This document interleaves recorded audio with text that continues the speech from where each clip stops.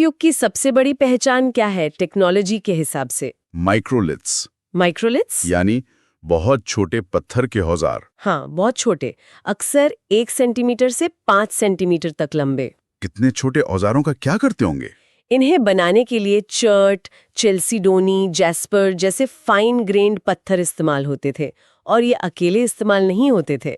तो फिर इन्हें लकड़ी या हड्डी के हत्थों में फिट किया जाता था, जैसे गोंद या किसी रेजिन से चिपकाकर। अच्छा, मतलब कॉम्पोजिट टूल्स बनाए जाते थे। हाँ, बिल्कुल, जैसे तीर की नोक, भाले का सिरा, चाकू या शायद फसल काटने के लिए हंसिया जैसा कुछ।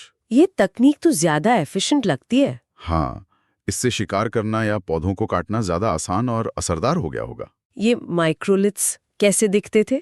क्या इनके खास आकार होते थे? हाँ, दो तरह के होते थे, ज्योमेट्रिक और नॉन ज्योमेट्रिक। ज्योमेट्रिक मतलब? जैसे त्रिभुज, समलंब, अर्धचंद्राकार, बिल्कुल ज्यामितीय आकार। और नॉन ज्योमेट्रिक? उनमें पॉइंट, स्क्रेपर, ब्यूरिन जैसे आकार आते थे जो थोड़े इरेगुलर होते थे। ठीक है।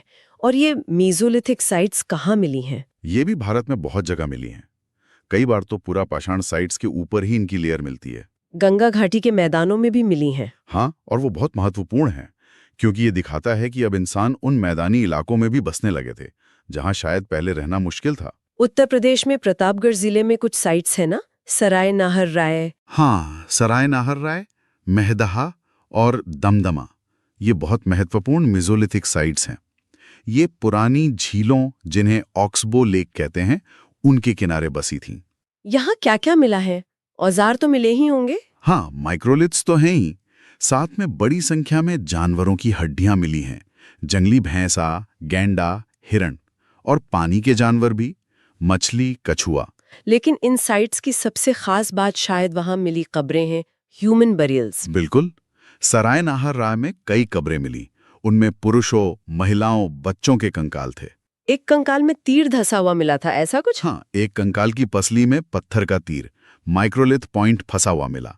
ये शायद आपसी लड़ाई, वायलेंस या शिकार के दौरान लगी चोट का सबूत हो सकता है। और कुछ कब्रों में एक से ज्यादा लोग भी दफन थे। Multiple burials? हाँ, एक कब्र में 4 लोगों को एक साथ दफनाया गया था। और इन कब्रों में कंकालों के साथ कुछ सामान भी मिला है, जिसे ग्रेव गुड्स कहते हैं। हाँ, माइक्रोलिथ्स रखे मिले हैं, हड्डी के बने औजान या गहने, शंख भी मिले हैं।